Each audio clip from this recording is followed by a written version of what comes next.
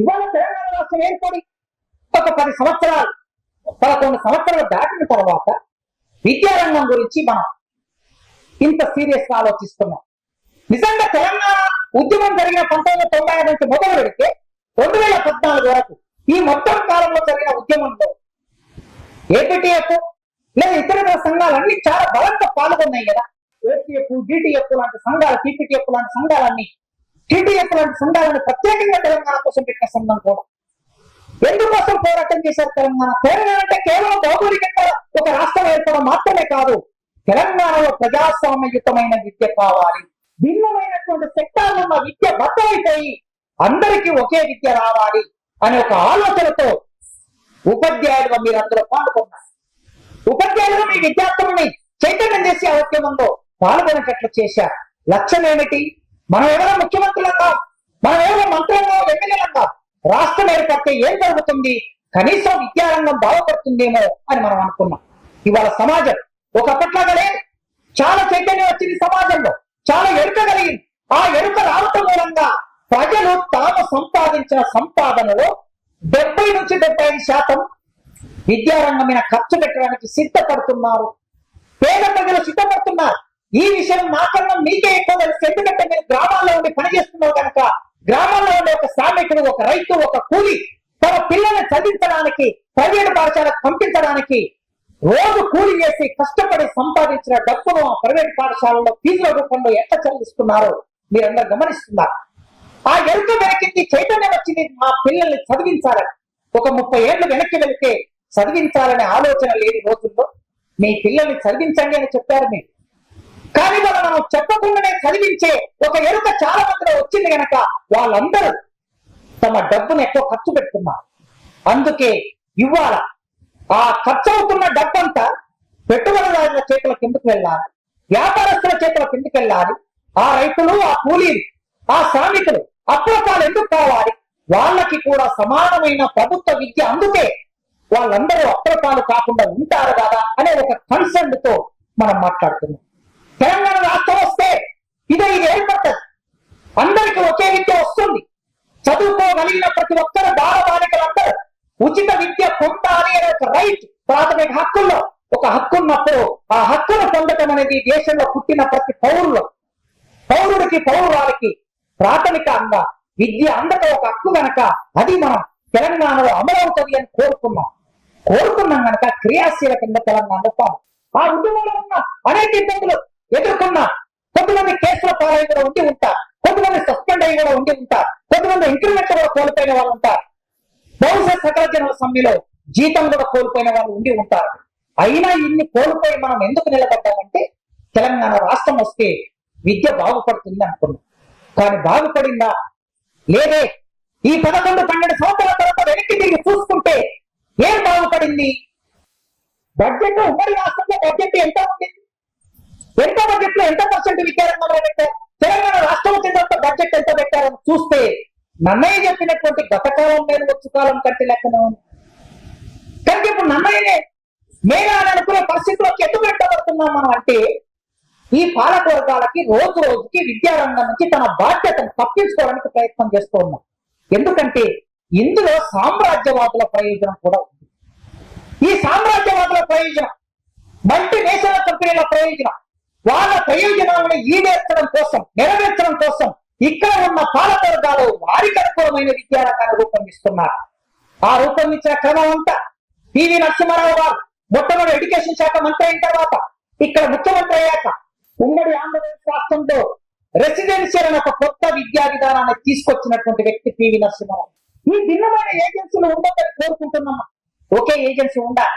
బాగా చదివే వారికి ఒక విద్య, మామూలుగా మధ్యస్థంగా చదివాడికి మరో విద్య, ఏమి చదవడానికి ఇంకొక విద్య. ఈ విభజన రేఖలు ఏమిటి?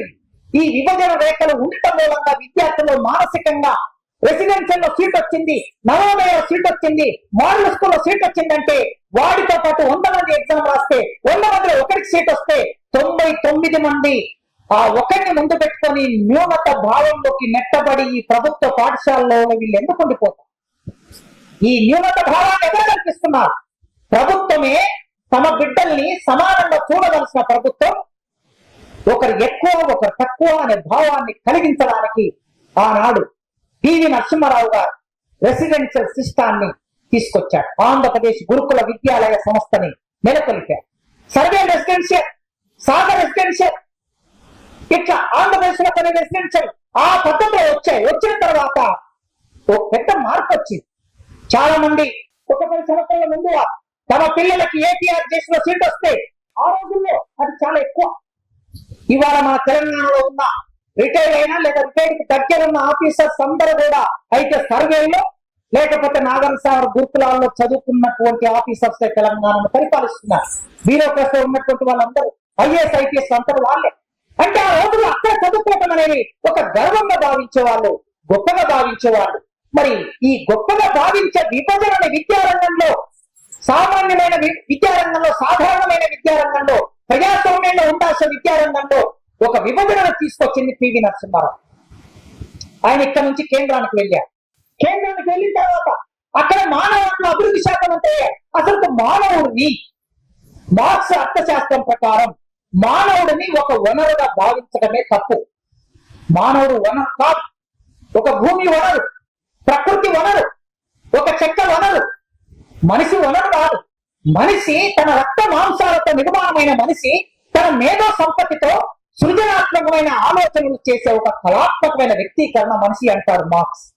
ఈ కళాత్మకమైన వ్యక్తీకరణను ఏం చేశాడు? మానవ వనరుల అభివృద్ధి శాఖ ఒక కొత్తదాన్ని ఏర్పాటు చేసి ఆయన అక్కడ మానవ వనరుల అభివృద్ధి శాఖ మంత్రి అయ్యారు.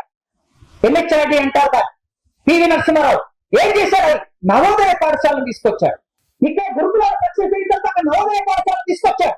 ఆ నవోదయ పాఠశాల తీసుకొచ్చిన తర్వాత రాజీవ్ గాంధీ ప్రధానమంత్రి అయ్యాక మనందరికీ తెలుసు అసలు నవోదయ పాఠశాల ఎందుకు తీసుకొచ్చారని ఆలోచిస్తే ఆ రోజు కాన్సెప్ట్ నోట్లో రాస్తున్నది ఏమిటంటే బహుళ జాతి కంపెనీల్లో పనిచేయడానికి కావలసిన నైపుణ్యులైన మెడికల్ లాంటి కూరాలను తయారు చేసి అమెరికా, జర్మనీ, జపాన్, ఇంగ్లాండ్ దేశాలకు పంపడానికి ఇండియా ఒక వనరు. బహుళ జాతి కంపెనీల ప్రయోజనం ఉంటుంది విద్యారంగంలో. అందుకే ఆనాడు రాజీవ్ గాంధీ తాను ప్రపంచ బ్యాంకుతో తీసుకొచ్చిన అప్పు వలన వైట్ కాలర్ ఎడ్యుకేషన్ అన్నారు దాని విధాన పత్రంలో. వైట్ కాలర్ ఎడ్యుకేషన్, నవోదయ పాఠశాల, గురుకులాలను మించినటువంటిది నవోదయ. ఆ నవోదయ పాఠశాలలో చదువుకున్నటువంటి మొదటి తరం అంతా మీరు చూస్తే వాళ్ళు ఎవరు ఇండియాలో లేరు. ఒకవేళ ఇండియాలో ఉన్నా కూడా వాళ్ళు భారతదేశంలో అత్యున్నతమైన ఆఫీసర్స్ లో ఉంటారు. సెంట్రల్ సెక్రటరియట్ లో, స్టేట్ సెక్రటరీస్ లో వాళ్ళందరూ ఆఫీసర్స్ గా పనిచేస్తూ ఉంటారు. అట్లాంటి ఒక కొత్త రకం విద్యార్థులు తయారు చేసి అక్కడి కంపెనీల్లో పనిచేయడానికి కావలసిన విద్యారంగాన్ని ఆనాడు వాళ్ళు రూపొందించుకున్నారు.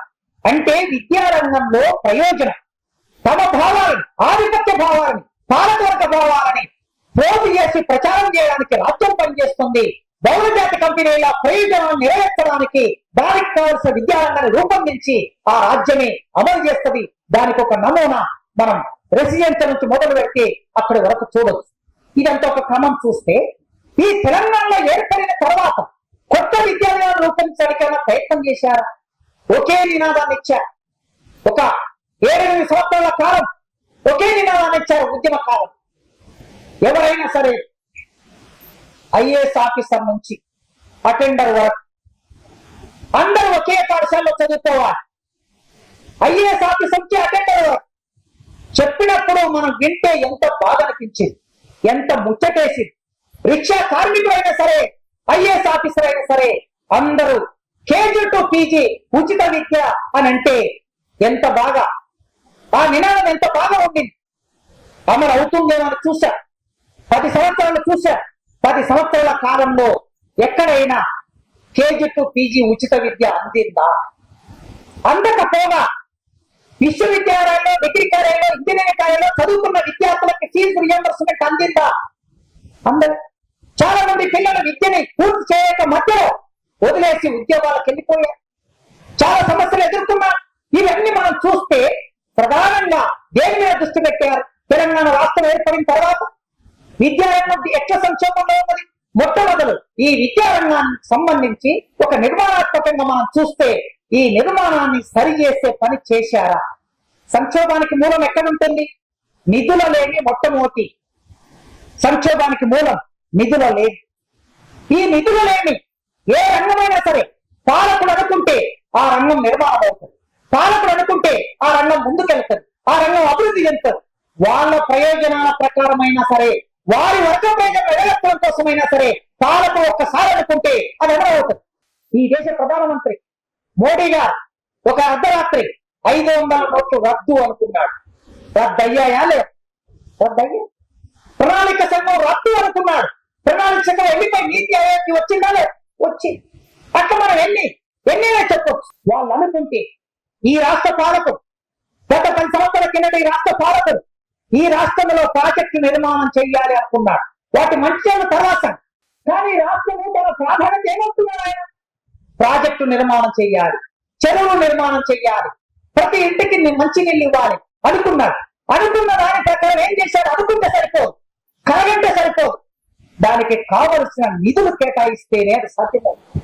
కనీసం ఒక 3-4 రిజర్వాయర్లు నిర్మాణం కావాలి, ఒక పెద్ద ప్రాజెక్ట్ నిర్మాణం కావటం మన కళ్ళ ముందు కనిపిస్తుందంటే దానికి నిధులు కేటాయించారు కనుక మన కళ్ళ ముందు కనిపిస్తున్నాయి.